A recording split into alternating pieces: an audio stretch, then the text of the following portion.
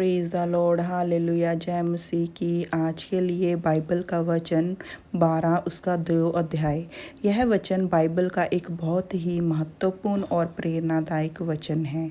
यह वचन ईश्वर द्वारा इब्राहिम, तब उनके नाम इब्राम थे, को दिया गया एक वादा है, जिसमें ईश्वर ने इब्राहिम को एक महान उद्देश्य और एक विशेष आशीष देने का आश्वासन दिया।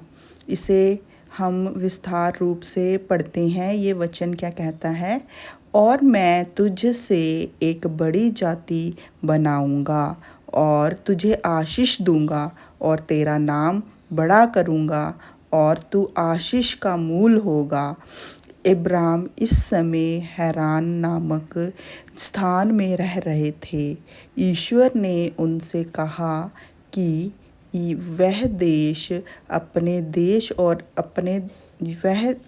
देश, परिवार और पिता के घर को छोड़कर उस भूमि में जाए जिसे ईश्वर ने उन्हें दिखाया है। इस यात्रा के लिए इब्राम को बहुत विश्वास और साहस की आवश्यकता थी, क्योंकि उन्हें यह नहीं पता था कि वह कहाँ जा रहे हैं। यह वचन उनकी इस यात्रा से पहले दिया गया था। वचन का अर्थ: मैं तुझे एक बड़ी जाति बनाऊंगा। प्रभु परमेश्वर, प्रभु यीशु मसीह ने इब्राहिम को यह वादा किया था कि एक वंशज इतने अधिक होंगे, उनके वंशज इतने अधिक होंगे कि वह एक महान जाति या राष्ट्र बनाएंगे।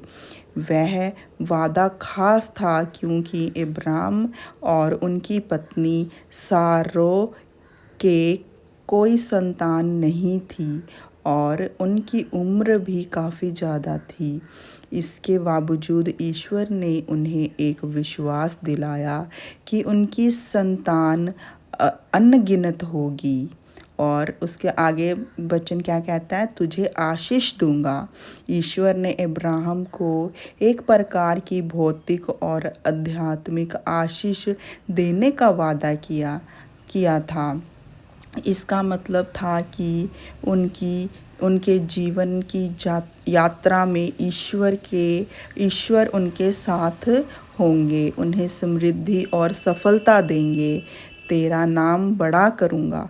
आगे क्या लिखा है? तेरा नाम, वचन में आगे क्या लिखा है? तेरा नाम बड़ा करूँगा। यह भविष्यवाणी की इब्राहिम का नाम इतिहास में अमर होगा। वास्तव में आज इब्राहिम को यहूदी, ईसाई और इस्लाम धर्मों में आदर और श्रद्धा के साथ याद किया जाता है। उनका नाम वास्तव में बहुत बड़ा है। तू आशीष का मूल होगा। इसका अर्थ है कि इब्राहिम ने केवल स्वयं आशीष पाएंगे, मतलब जो प्रभु यीशु उसको आशीष देंगे, वो इब्राहिम ना केवल स्वयं ही आशीष पाएंगे बल्कि वह दूसरों के लिए भी आशीष का स्रोत बनेंगे। उनके वंशज और उनसे जुड़ी आस्थाएं पूरी दुनिया को प्रभावित करेगी।